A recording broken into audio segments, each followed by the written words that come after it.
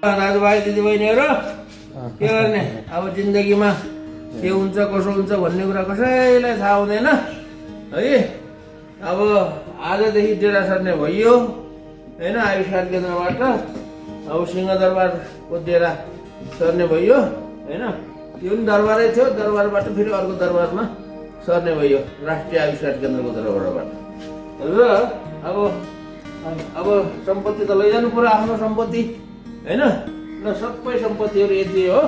मैले ल आज चाहिँ यो डेरा सर्दाखेरि मेरो डेराको सम्पत्तिहरू यसरी चाहिँ लैजाँदैछु।